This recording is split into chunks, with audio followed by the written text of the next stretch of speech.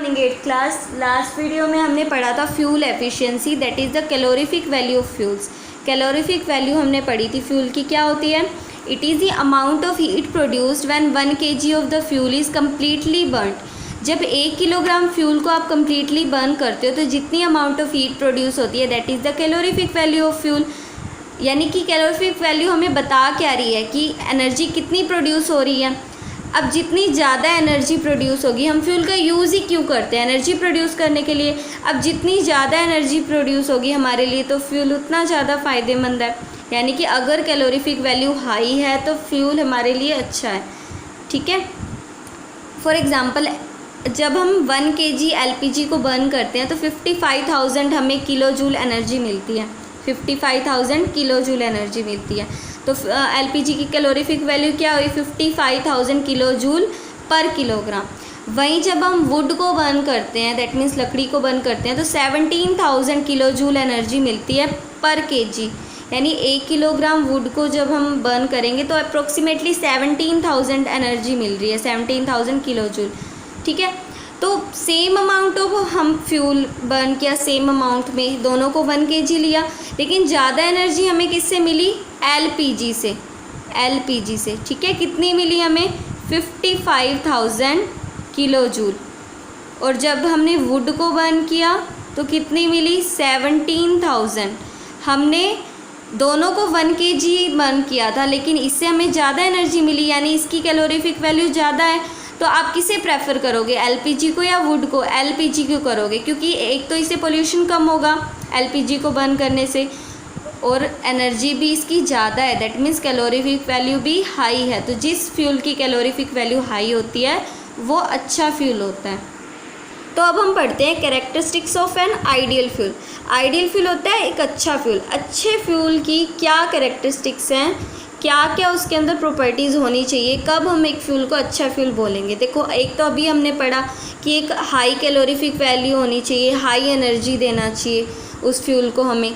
ठीक है, it has a high calorific value, उसकी हाई कैलोरीफिक वैल्यू होनी चाहिए और ये इजीली बर्न हो जाना चाहिए। ठीक है, बट इसका रेट कैसा होना चाहिए? मॉडरेट, यानी स्पीड ऑफ कंबशन इसकी मॉडरेट होनी चाहिए। ऐसी नहीं है कि एकदम फटाफट एक्सप्लोजिवली कंबशन करने लग जाए, ऐसा नहीं, मॉडरेट रेट होना चाहिए, ठीक ठाक रेट से कंबशन करना चाहिए और ईजीली बर्न हो जाना चाहिए इसे। ठीक है, और इसका प्रॉपर इग्निशन टेम्परेचर रहना चाहिए। इग्निशन टेम्परेचर क्या होता है?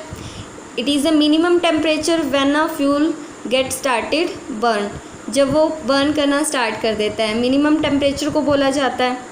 तो ये इग्निशन टेम्परेचर ना तो ज़्यादा कम होना चाहिए ना ही एकदम हाई होना चाहिए, क्योंकि अगर बिल्कुल कम हुआ तो रूम टेम्परेचर पर भी बर्न करने लग जाएगा। अगर बिल्कुल हाई हुआ तो आप हीट देते ही रह जाओगे उसे और वो बर्न ही नहीं करेगा। लेकिन इसलिए क्या कहते हैं कि उसका प्रॉपर होना चाहिए इग्निशन टेम्परेचर, ना तो ज़्यादा कम होना चाहिए कि कहीं वो रूम टेम्परेचर पर ही बर्न करने लग जाए और ना ही ज़्यादा हाई होना चाहिए।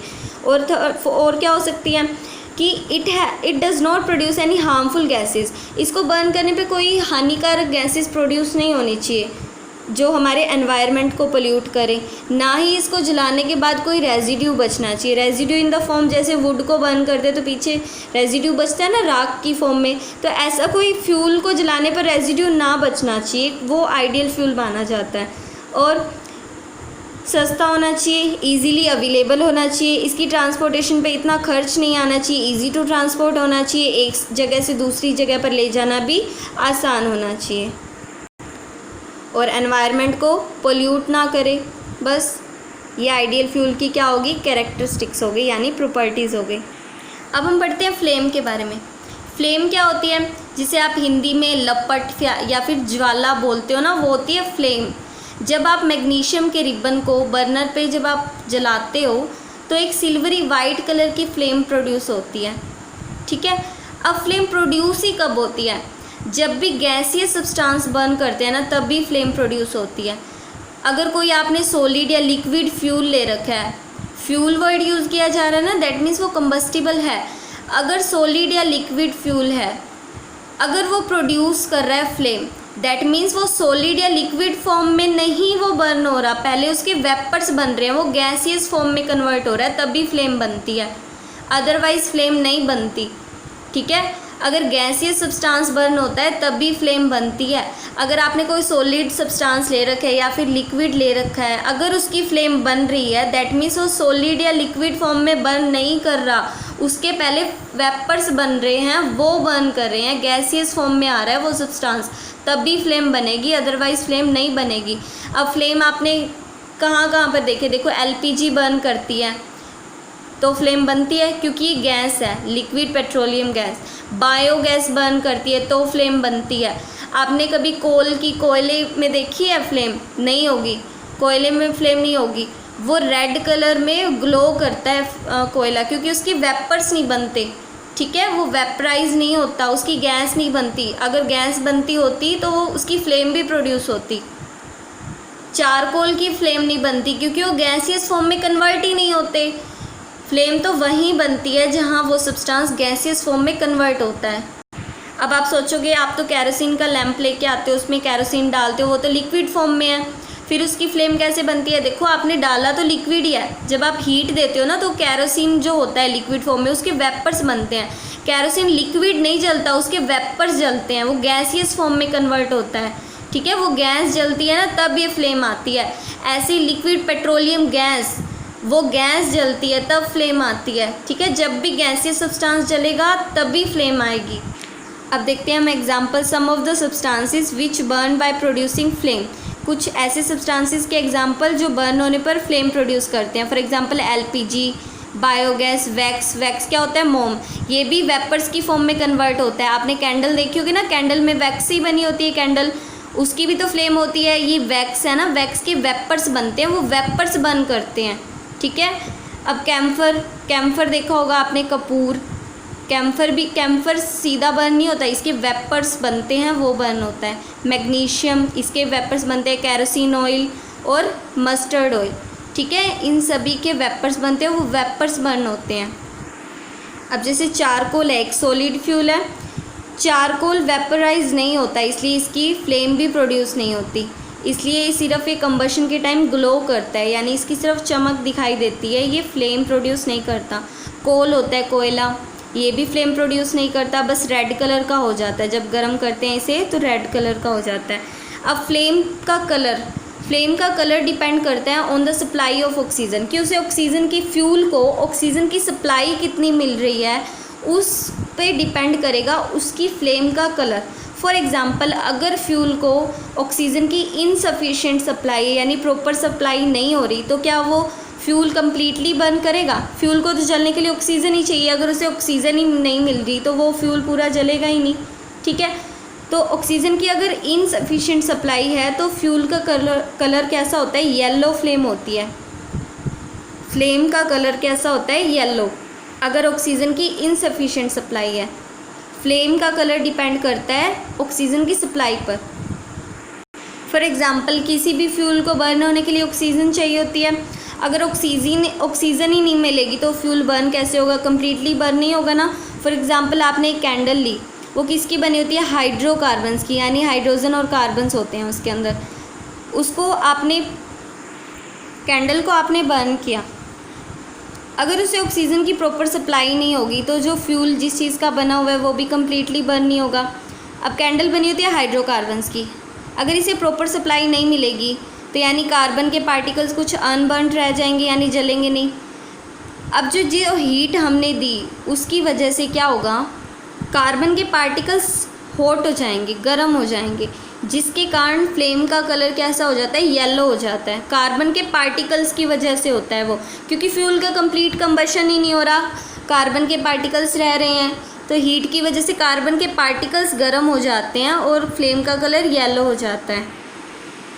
ऐसी फ्लेम को बोला जाता है ल्यूमिनस फ्लेम, जिसका यूज़ हम करते हैं लाइट, जैसे कोई रूम में हमें लाइट करनी है, रोशनी करनी है, तो ये ल्यूमिनस फ्लेम होते हैं, लाइट के लिए हम यूज़ कर सकते हैं, लाइट गिविंग फ्लेम होती है, क्योंकि येलो फ्लेम लाइट प्रोड्यूस करती है, अंधेरे कमरे में रोशनी कर देती है। फॉर एग्जांपल, हम ये कह सकते हैं कि अंधेरे कमरे में रोशनी कर देती है, तभी तो आप कैंडल बर्न करते हो, ठीक है, क्योंकि उसमें कार्बन के पार्टिकल्स होते हैं, वो अनबर्न रह जाते हैं येलो फ्लेम में, जिसके कारण वो फ्लेम होती है वो ल्यूमिनस होती है, लाइट गिविंग फ्लेम होती है, क्योंकि कार्बन के पार्टिकल्स गर्म हो जाएंगे और वो येलो कलर की लाइट प्रोड्यूस करेंगे। इसलिए जहाँ पर ऑक्सीजन की सप्लाई इनसफिशिएंट होती है वो येलो फ्लेम प्रोड्यूस होती है। क्यों? क्योंकि कार्बन के पार्टिकल्स अनबर्न्ड रह जाते हैं। फ्यूल का कंप्लीट कंबशन तो होता है नहीं, कार्बन के पार्टिकल्स अनबर्न्ड रहेंगे, जिसके कारण फ्लेम का कलर येलो हो जाएगा और ऐसी लाइट को बोला जाता है ल्यूमिनस फ्लेम। अब जहाँ पर ऑक्सीजन की सप्लाई सफिशिएंट होगी, कंप्लीट ऑक्सीजन की सप्लाई है, तो वहाँ पर जो फ्लेम का कलर है ना वो ब्लू होता है। वहाँ पर फ्यूल होता है वो कम्प्लीटली बर्न करता है, क्योंकि ऑक्सीजन की सप्लाई तो कंप्लीट है, सफिशिएंट है, तो फ्यूल भी कम्प्लीटली बर्न करेगा, तो वहाँ पर होता है फ्लेम का कलर ब्लू। एलपीजी में आपने देखा होगा ब्लू कलर की फ्लेम होती है, जबकि कैंडल में येलो कलर की फ्लेम होती है। अब ये इसकी ब्लू कलर की फ्लेम क्यों होती है? क्योंकि ये जो बर्नर है ना, इसकी शेप ही कुछ इस तरह से डिज़ाइन होती है कि इसको ऑक्सीजन की प्रॉपर सप्लाई मिले, जबकि यहाँ पर इसे ऑक्सीजन की प्रॉपर सप्लाई नहीं मिलती। बाकी इसके होते 3 जोन हैं, एक तो dark inner most zone, dark zone बोलते हैं, फिर येलो जोन आता है, फिर आउटर मोस्ट जोन आता है, वो हम बाद में पढ़ेंगे। बाकी इसमें ब्लू फ्लेम होती है, इसमें फ्यूल का कंप्लीट कंबशन होता है, तभी तो इसके कारण कोई पोल्यूशन नहीं होता, क्योंकि फ्यूल का कंप्लीट कंबशन हो रहा है। अब इसका यूज़ हम अंधेरे में लाइट के लिए थोड़ी ना करते हैं, ठीक है। अब इसमें फ्यूल का कंप्लीट कंबशन हो रहा है तो टेम्परेचर भी ज़्यादा होगा, ज़्यादा एनर्जी देगा हमें। अब इसका यूज़ हम लाइट के लिए नहीं करते, दैट मीन्स ये नॉन ल्यूमिनस है, नॉन लाइट गिविंग फ्लेम है, ठीक है। जबकि कैंडल की ल्यूमिनस है, लाइट गिविंग फ्लेम है, ये हमें लाइट देती है कार्बन के पार्टिकल्स की वजह से। यहाँ पर कोई कार्बन के पार्टिकल्स बचे ही नहीं तो ये हमें लाइट नहीं देगी, तो ये नॉन ल्यूमिनस फ्लेम है, लाइट देने के लिए यूज़ नहीं की जाती। अब हम पढ़ते हैं स्ट्रक्चर ऑफ फ्लेम, फ्लेम के स्ट्रक्चर के बारे में। A flame consist of 3 zones, flame के 3 जोन होते हैं, 3 पार्ट्स होते हैं। इनर मोस्ट जोन होता है, मिडल जोन और आउटर मोस्ट जोन। अब हर जोन का डिफरेंट कलर होता है, डिफरेंट टेम्परेचर होते हैं। हम एक कैंडल का एग्जांपल लेंगे। अब कैंडल किसकी बनी होती है? वैक्स की। अगर इसके अंदर फ्लेम है, फ्लेम तो होती है ना, कैंडल हम बर्न करते हैं तो फ्लेम बनती है। फ्लेम क्यों बनती है? क्योंकि वैक्स के वेपर्स बनते हैं, वैक्स के वेपर्स बर्न करते हैं। अब देखो ये विक है, यहाँ से वैक्स वेपराइज होगा, ठीक है। तो ये इनर मोस्ट में तो सिर्फ वैक्स के वेपर ही होते हैं, ये बर्न नहीं कर रहे होते, ठीक है। वैक्स वेपराइज होगा तभी तो फ्लेम बनेगी ना। अब ये विक से वेपर्स जाते हैं, यहाँ पर होते हैं इनर मोस्ट जोन में, तो इसका टेम्परेचर कहाँ से होगा? देखो यहाँ पे तो सिर्फ वैक्स का वेपर है, बर्न तो कर ही नहीं रहा कुछ भी मटेरियल, तो ये सबसे कम हॉट पार्ट होता है, लीस्ट हॉट पार्ट होता है। इसके अंदर टेम्परेचर नहीं होता, सबसे लीस्ट टेम्परेचर होता है यहाँ पर, क्योंकि सिर्फ वैक्स के वेपर्स हैं इसके अंदर, वो बर्न ही नहीं कर रहे। अब धीरे धीरे क्या होगा? ऑक्सीजन की सप्लाई मिलेगी उन्हें और हीट मिलेगी, तो वो बर्न करना स्टार्ट करेंगे। अब वो धीरे धीरे बर्न करना स्टार्ट करेंगे। यहाँ पर इतनी ऑक्सीजन की सप्लाई भी नहीं होती, क्योंकि हम जैसे जैसे एनवायरनमेंट में ऊपर जाते हैं ऑक्सीजन की सप्लाई इंक्रीज़ हो रही है। तो अब देखो यहाँ पर इतनी प्रॉपर ऑक्सीजन की सप्लाई नहीं, यानी ये जो वेपर्स हैं इनका कंप्लीट कंबशन नहीं हो रहा। अगर कंप्लीट कंबशन नहीं हो रहा है, इनसफिशिएंट ऑक्सीजन की सप्लाई है, तो फ्लेम का कलर कैसा होगा? अभी हमने पढ़ा था जहाँ पर भी ऑक्सीजन की इनसफिशिएंट सप्लाई होती है उस जोन का कलर कैसा होगा? येलो। तो यहाँ पर इनसफिशिएंट ऑक्सीजन की सप्लाई है, वैक्स के वेपर्स पूरे कम्प्लीटली बर्न नहीं हो पा रहे, कार्बन के पार्टिकल्स की वजह से यहाँ पर क्या होंगे? वो हॉट हो जाएंगे, और यहाँ पर इस जोन का कलर कैसा हो जाएगा? येलो, ठीक है।